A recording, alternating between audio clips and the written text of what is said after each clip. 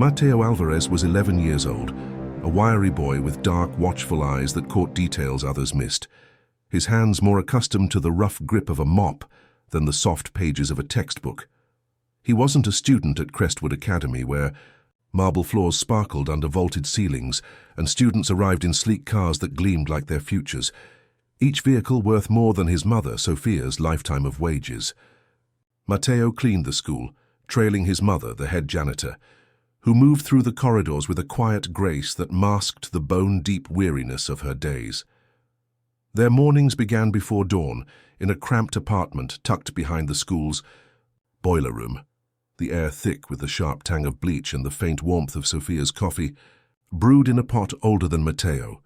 He rose to the shrill of a worn-out alarm, pulling on a faded uniform with his name stitched in uneven thread across the chest, a small proof of his existence in a place that seemed determined to overlook him. As he pushed the heavy cleaning cart through Crestwood's endless hallways, the fluorescent lights buzzed overhead, casting long shadows that seemed to swallow his small frame whole. The students, clad in tailored blazers and toting designer bags, flowed past him like a river parting around a stone, their laughter and chatter echoing off the walls while Mateo knelt to scrub their careless scuff marks from the floor. He was invisible, a ghost in their world, his presence reduced to the shine he left behind, yet he watched them with a keenness that bordered on hunger, memorizing their gestures, the way they tossed their hair, the ease of their confidence, the unspoken certainty that they belonged. He saw Elena Martinez, the daughter of a tech billionaire, glide through the atrium, her auburn hair catching the morning light, surrounded by friends who hung on her every word, her smile a polished thing that never quite reached her eyes. She was untouchable, a star in a sky Mateo could only gaze at from the dust, and though he didn't envy her wealth, he envied the way the world seemed to bend to her presence, as if it were designed for her alone. Deep inside, a quiet ache grew, a longing to be more than the boy with the broom, to sit in their classrooms, to raise his hand and be heard, to have his name spoken without a command, to clean faster. Sophia taught him to keep his head down, her voice soft but firm as she polished doorknobs beside him. "We're here to keep things running, Mateo, not to be part of their story." But Mateo couldn't make peace with that, not when he buffed windows and caught his reflection staring back, trapped on the wrong side of the glass, his brown eyes burning with questions he didn't dare voice. Each night, as they ate rice and beans at their wobbly table, the boilers hum a constant companion.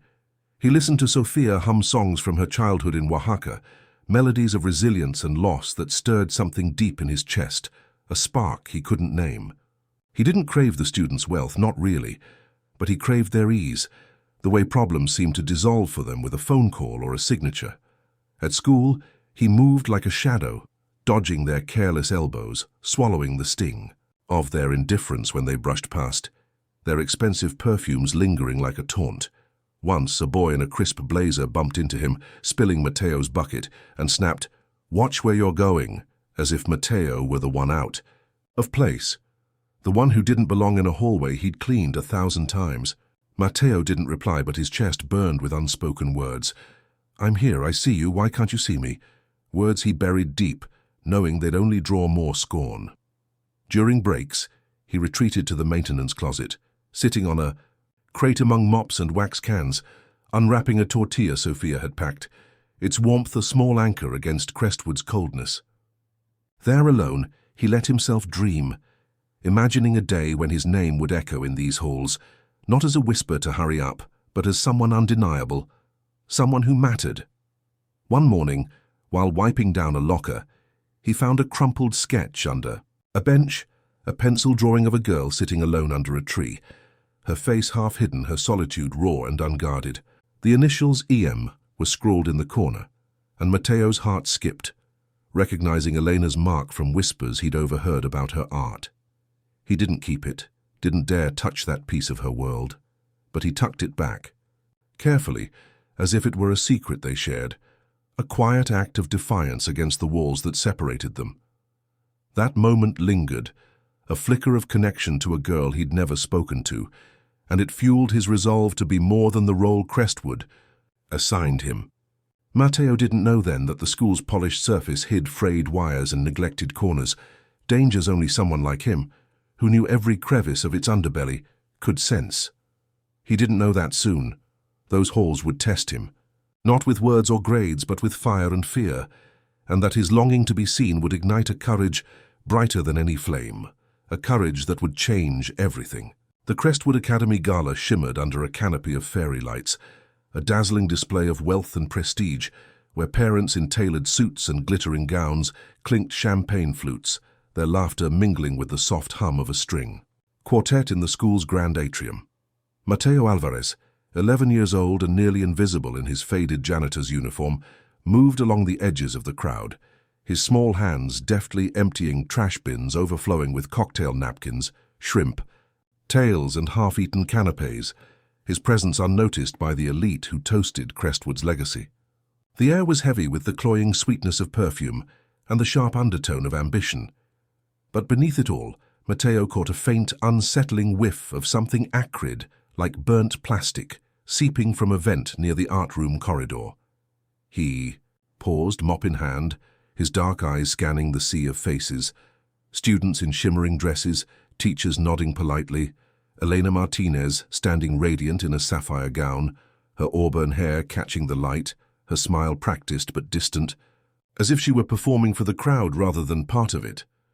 No one else seemed to notice the odd smell, their senses dulled by the gala's opulence, but Matteo's stomach twisted, his instincts sharpened from years of noticing what others ignored, like the faint hum of a faulty breaker or the creak of an overworked pipe.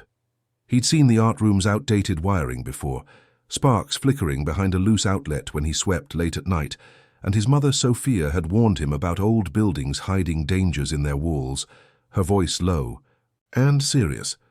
"Places like this look shiny, mijo, but they're only as strong as what's beneath." The gala's noise, clinking glasses, boastful speeches about excellence and tradition, drowned out his thoughts, but the smell grew sharper, more insistent, and Matteo's heart began to race, a quiet alarm sounding in his chest. He edged closer. To the vent, his mop abandoned against a pillar and pressed his hand to the wall, feeling a faint warmth that shouldn't have been there. The crowd surged around him, oblivious, their voices rising as a board member took the stage to praise Crestwood's future. But Matteo's focus narrowed to the corridor beyond, where the art room lay, a secluded space few visited during events like this. Then, with a crackle like a whip, the lights flickered, drawing gasps from the crowd, and a moment later, a muffled boom echoed from the far end of the building, the sound sharp and wrong, like a beast waking in the walls. Screams erupted as smoke began curling through the vents, thin at first, then thicker, like ghostly fingers reaching into the atrium. Panic swept the room, guests shoving toward exits, their polished composure crumbling, dresses catching on chairs, glasses shattering on the marble floor. Matteo's gaze locked on the art room corridor, where no one ran to check, and through the chaos he heard it. A faint, desperate cry, a girl's voice calling for help, trapped where the fire was spreading fastest. His breath caught as he realized it was Elena, remembering how she'd slipped away earlier to touch up a display for her father's foundation, her absence unnoticed by the distracted crowd. The atrium dissolved into a blur of motion, parents clutching their children, teachers shouting for order, a security guard barking at students to move. But Matteo's world sharpened to a single point, the cry pulling him like a tether. He dropped his mop, the clatter lost in the din, and sprinted toward the staff closet, his heart pounding not with fear but with a clarity that burned brighter than the flames. He grabbed a fire extinguisher from the wall, its weight heavy but grounding, and ran toward the corridor, ignoring a teacher's shout to get out, her voice fading behind him. The heat hit him first, a wall of it, as smoke stung his eyes and throat, the air turning thick and bitter. But Matteo pressed forward, driven not by duty or dreams of heroism, but by a raw, aching need to act when no one else would. He knew those halls, every turn, every creaky floorboard, every shortcut from years of cleaning them, and he used that knowledge like a map, dodging fallen decorations and smoldering debris, his sneakers slipping on polished tile now slick with ash. Elena's cries grew louder, her voice breaking with fear, and Matteo's mind flashed to the sketch he'd found under the bench, the lonely girl under the tree. She wasn't untouchable now, just human, just scared, and he couldn't leave. Her to the flames.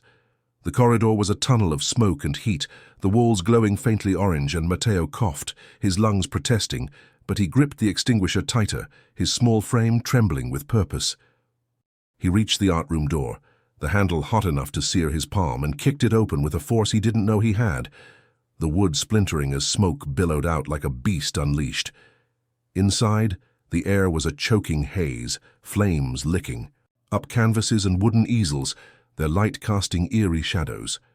Elena was slumped against a table surrounded by burning artwork, her dress singed, her eyes wide with terror as she coughed weakly. Matteo didn't hesitate. He sprayed the extinguisher, its foam hissing against the flames, clearing a narrow path, and knelt beside her, his voice steady despite the chaos. "I've got you, Elena. We're getting out."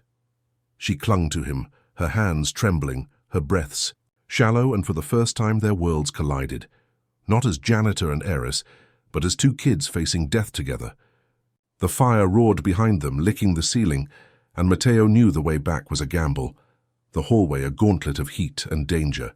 He slung her arm over his shoulder, half carrying her, his muscles straining under her weight, every step a day, defiance of the flames and the world that had dismissed him.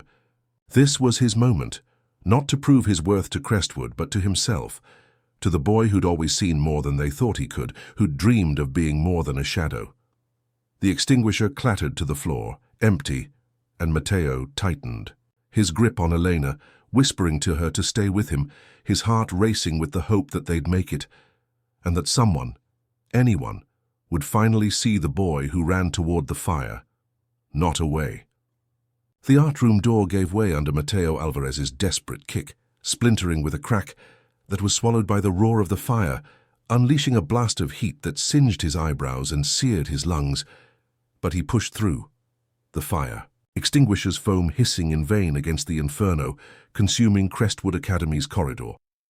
Elena Martinez, barely conscious, slumped against a scorched table, her sapphire gown streaked with soot, her breaths shallow and ragged as smoke, curled around them like a living cage, her eyes flickering with terror and fading strength. Matteo's arms burned with the effort of holding the extinguisher, his 11-year-old frame trembling under the weight of the moment, but he refused to falter, driven by a fire inside him fiercer than the flames that clawed at the walls he'd scrubbed 1,000 times. The hallway beyond was a nightmare of orange and black, the heat warping the air until each breath felt like swallowing molten glass, the once pristine tiles now littered with shattered glass and smoldering debris. Matteo slung Elena's arm over his shoulder, her body heavy against his, and whispered through gritted teeth, "Stay with me, Elena. Just a little longer." His voice cracking not from the smoke, but from the weight of her life resting in his hands. His eyes stung, tears mixing with sweat, but he squinted through the haze, his mind racing to recall the side stairwell he'd swept countless times, praying it hadn't been claimed by the fire. A deafening crack split the air as a ceiling panel crashed behind them, showering embers that bit into his neck and set the edge of Elena's dress smoldering. He slapped the flames out with his bare hand, pain shooting up his arm, but kept moving, his heart pounding a rhythm of survival.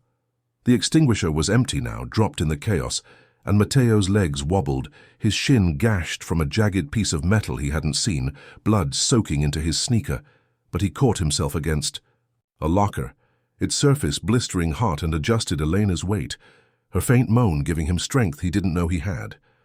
Memories flashed, Sophia's tired hands pouring coffee, her voice saying, "We keep going, Matteo, no matter what," and he clung to them, letting her resilience anchor him as the world burned around him. The flames were faster, licking across the ceiling like a ravenous tide, and Matteo ducked low, coughing violently, his lungs screaming for air that wasn't there, the smoke so thick it felt like a wall pressing against him.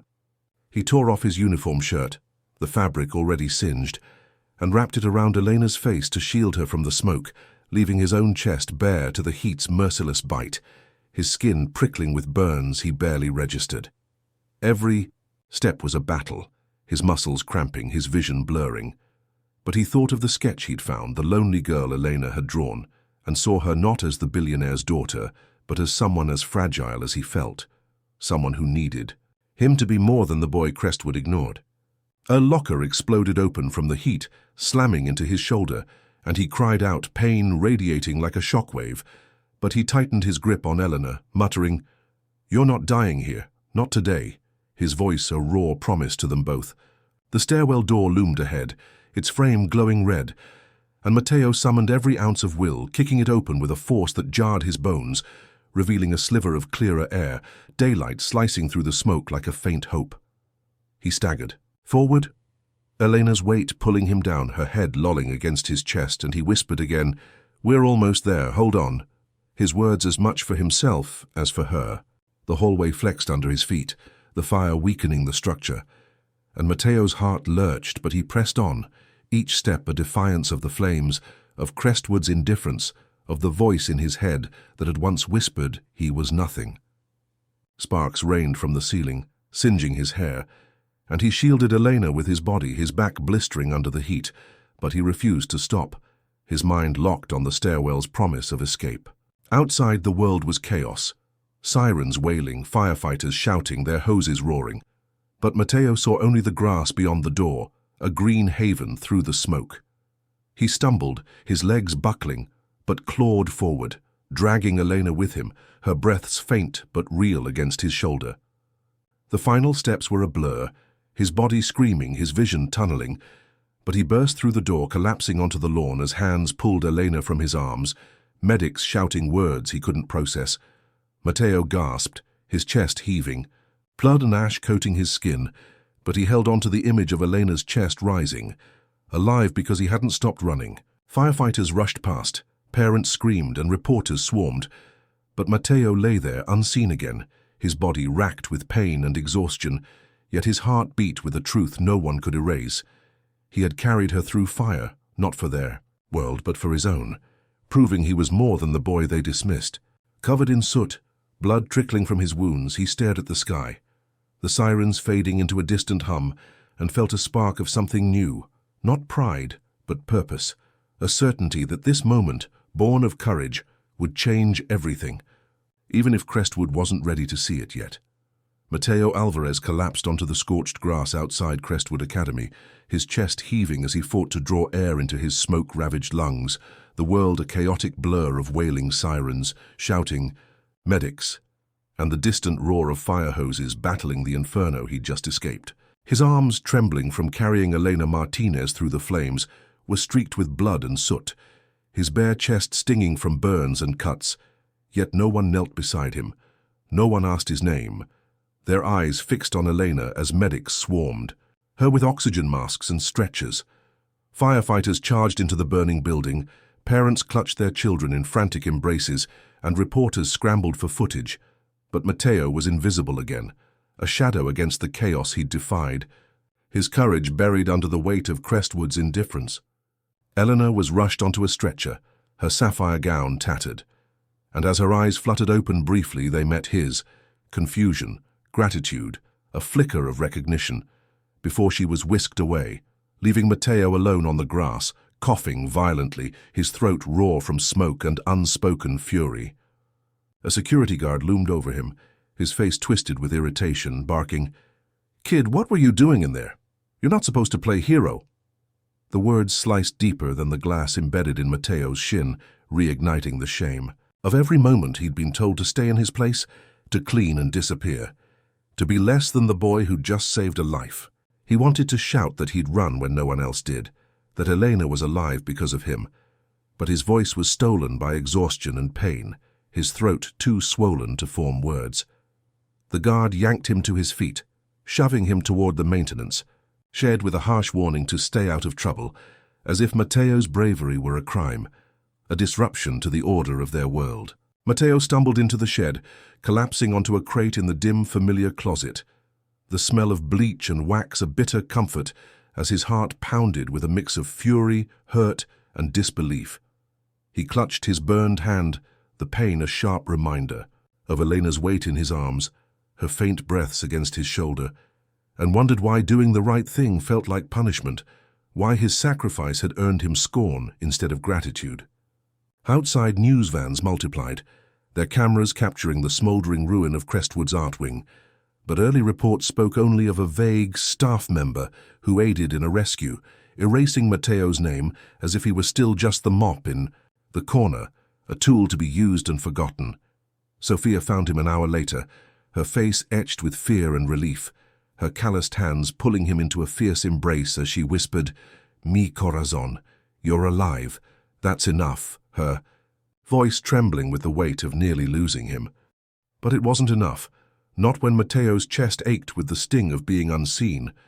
Not when he'd risked everything only to be scolded and dismissed, his courage reduced to a footnote in someone else's story. Sophia's eyes, usually steady, shimmered with unshed tears as she checked his wounds, her fingers gentle but shaking, her silence louder than any words, knowing too well the pain of their world's indifference from years of being invisible herself.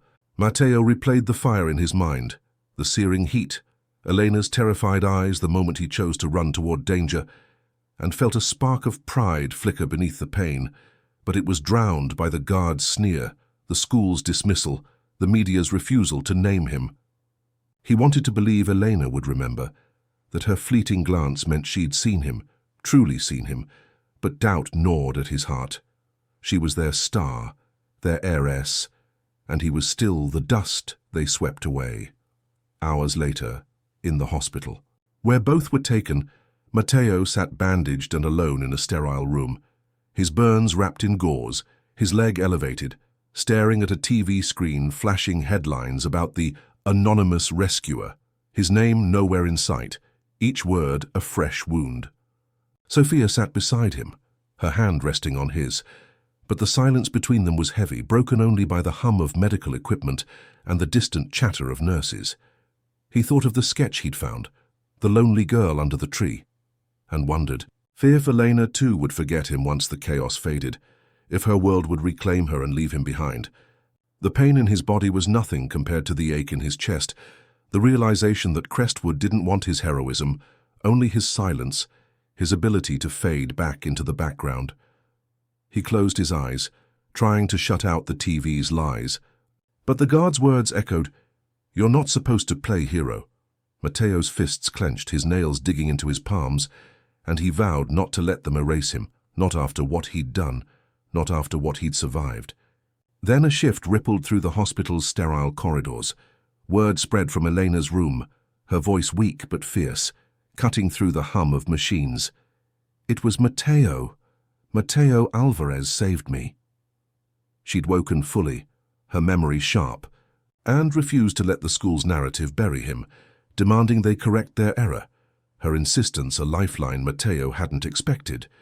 Reporters scrambled, administrators whispered nervously, and for the first time, Matteo's name echoed. Beyond the maintenance closet, not as a janitor's son, but as a boy who'd changed everything. Yet the sting of rejection lingered, deeper than his burns, a reminder that Crestwood's gratitude was forced, not felt, and that being seen came with a cost he was only beginning to understand. In the hospital bed, his mother's hand warm. Against his, Matteo stared at the ceiling, his heart a battleground of pride and pain, wondering if recognition would ever feel like belonging, or if this was just the start of a harder fight to claim his place in a world that had already decided. He didn't fit.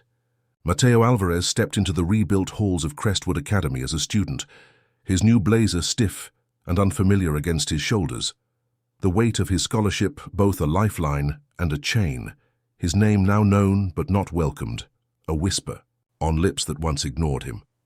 Elena Martinez's fierce insistence that he be named her savior had forced the school's hand, shattering their narrative of an anonymous rescuer, and Matteo's story, janitor's son turned hero, spread. Like wildfire, splashed across headlines, murmured in classrooms and debated in boardrooms. Yet recognition was a double-edged sword, not the warm embrace of acceptance, but a cold challenge to a world that preferred him invisible, a boy who belonged in the shadows with a mop, not in their pristine classrooms with a textbook. On his first day, Matteo walked through the polished atrium, past students who stared, some with fleeting curiosity, others with barely veiled resentment, their eyes dissecting him as if he were an intruder who'd slipped through a crack in their elite bubble. Teachers offered tight diplomatic smiles, their nods laced with caution, and Matteo felt the air shift, heavy with the unspoken tension of a boy who'd crossed a line from janitor's son to peer, his presence a disruption to Crestwood's carefully curated order. The principal delivered a crisp letter embossed with the school's crest offering sincere gratitude and a full academic scholarship, but the words felt hollow, a gesture born of Elena's defiance rather than genuine change, a bandage over a wound that still bled. In class, Matteo sat near the back, his notebook open, his pencil moving with quiet determination, but every answer he gave drew raised eyebrows or muffled scoffs. When he aced a math quiz, a boy named Tristan, with slicked-back hair and a sneer, muttered, "Guess the cleaner's kid studied to show off," and the room snickered, their laughter a blade against Matteo's pride, reopening the scars of being unseen.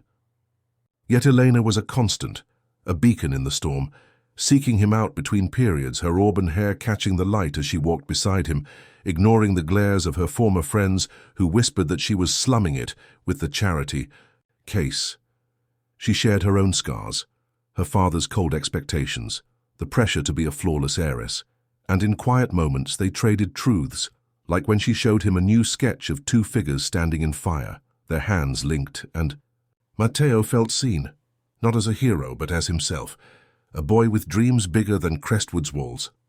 Lunchtimes were the hardest, the cafeteria a sea of cliques where Matteo sat alone, his tray of food untouched, until Elena joined him, her tray clattering defiantly, her voice low and fierce. "They stare because you scare them, Matteo. You're proof their world isn't as solid as they think." He wanted to believe her, but the weight of isolation pressed down, parents' emails flooding the administration with veiled complaints about standards and charity cases, their words leaking into hallways where students echoed them, without shame, muttering, "He's only here because he saved her, not because he belongs." In history class, when Matteo argued that opportunity wasn't equal, citing stats he'd memorized late at night, a girl named Vivian rolled her eyes and said, "Of course you'd think that, you're only here because of pity." And though he countered with calm precision, his voice steady as he spoke of systemic barriers, the sting lingered, a reminder that his place was conditional, his scholarship a grudging concession. At home, Sophia noticed his quiet, her hands pausing over their dinner of tamales as she asked, "Is it worth it, mijo?" And Matteo nodded, not because it was easy, but because retreating would mean letting them win, letting them erase the boy, who'd carried Elena through flames.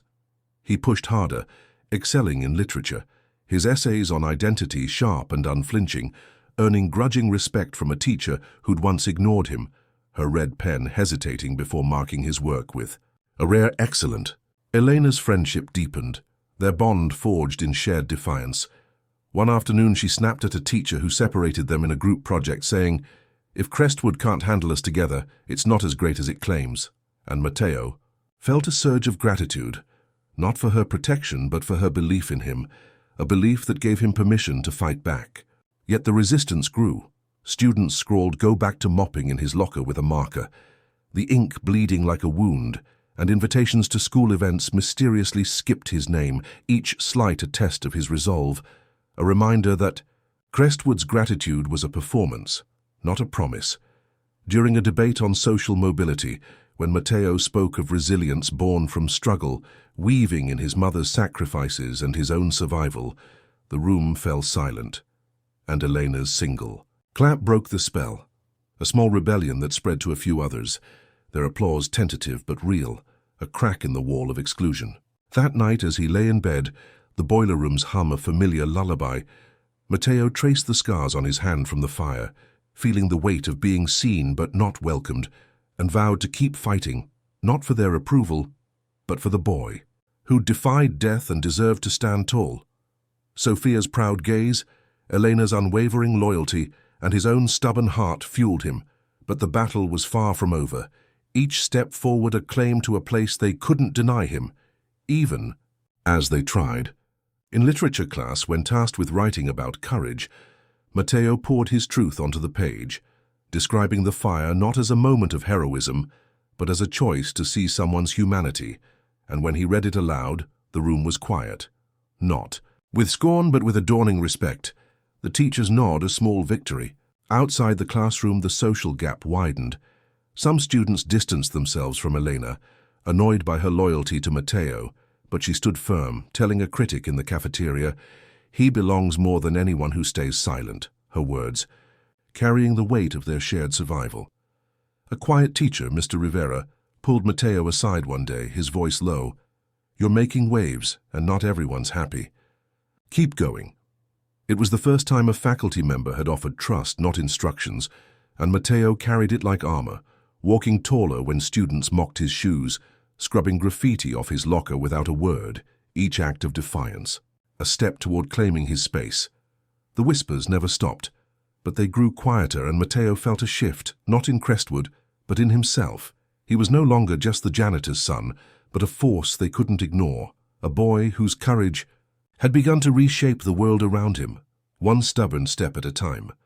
Matteo Alvarez stood on the newly rebuilt stage of Crestwood Academy's auditorium, the air fragrant with fresh paint and polished wood, his heart pounding not with fear, but with a quiet, unshakable truth as he faced a sea of students, parents, and teachers gathered to commemorate the fire's anniversary, their eyes once blind to him, now fixed in a reverent hush. No longer in his janitor's uniform, he wore a simple white shirt, the same shoes, polished but scarred from that fiery night, grounding him as he gripped the podium, his voice steady despite the weight of a journey that had carried him from shadows to spotlight.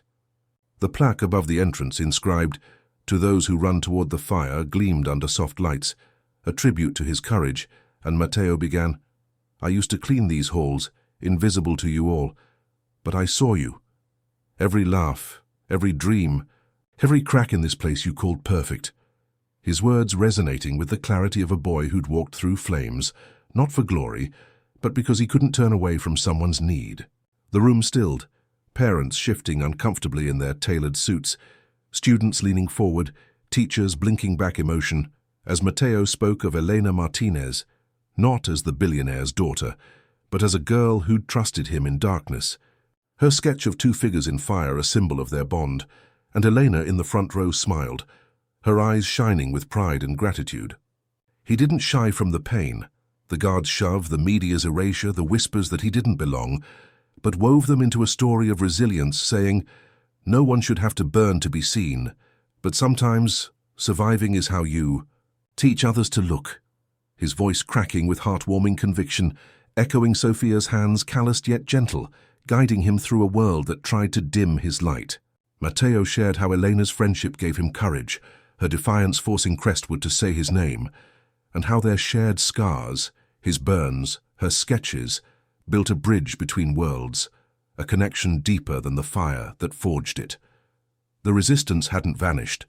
Some students still whispered charity case in the halls, some parents still wrote letters demanding standards, but Matteo's presence had cracked their armor, inspiring others to speak truths about pressure, fear, identity in ways Crestwood's polished halls had never allowed, like the quiet girl who shared her anxiety, or the boy who admitted his family's financial struggles, their voices echoing Matteo's courage. A student in the back, once dismissive, stood and clapped, soft at first, then joined by another, then more, until the applause swelled, not loud but deep, a tide of acknowledgement that Matteo didn't need but welcomed, stepping off the stage. With a nod to Elena, who joined him, her shoulder brushing his in quiet solidarity, a moment of shared triumph. Outside, under a sky streaked with gold, they sat on a bench, the rebuilt school looming behind them, and Elena said, "You didn't just change them, Matteo, you changed me," her voice thick with gratitude for the boy who'd seen her humanity before her name, who'd carried her not just through fire but into a truth she hadn't known she needed. Matteo looked at her, then at the horizon, and said, "I'm not waiting for their doors anymore. I'll build my own," his words a vow, to carve a future where worth wasn't tied to wealth or sacrifice, but to the heart that beat beneath his scars. That night in their small apartment, Sophia set 2 mugs of coffee on the table, her eyes glistening as she said, "You spoke for us, mijo, for everyone they overlook." And Matteo felt the weight of her pride, a warmth that outshone Crestwood's. Chandeliers, a love that had always seen him even when the world hadn't. News clips aired his speech, Social media buzzed with his words, and emails poured in from strangers moved by his story. But in that cramped room, it was just them, two. Hearts who'd carried silence too long, now sharing a legacy louder than any flame. Mateo's journey had reshaped Crestwood, not by force but by truth, his courage a beacon for those who felt unseen, and as he lay in bed, the boilers hum a lullaby, he smiled, knowing he wasn't just the boy who saved Elena. He was Mateo. Alvarez undeniable, a light no fire could extinguish. His transformation rippled beyond the school. Students began small acts of kindness, like leaving notes of thanks for the janitorial staff, and teachers, once aloof, started listening, their classrooms opening to voices long ignored. Elena, too, had changed, her sketches now bolder, filled with light, and she shared them with Mateo, saying, "You showed me how to draw what's real." Their friendship a quiet rebellion against a world that divided them. At school, a new tradition emerged, a wall where students could write anonymous truths, inspired by Mateo's speech, and it filled with confessions of doubt, hope, and gratitude, a testament to the boy who'd made vulnerability a strength. Sophia, now promoted to facilities manager, with Mateo's scholarship easing her burden, walked taller, her quiet pride in her son a mirror of his own resolve. Mateo's legacy wasn't in the headlines or the plaque, but in the lives he'd touched, the silences he'd broken, the spaces he'd claimed for those who came after. As he walked Crestwood's halls, no longer a ghost but a presence, he carried his mother's songs, Elena's sketches, and his own stubborn heart, building a future where no one had to burn to be seen, where courage was enough to change the world, one truthful step at a time.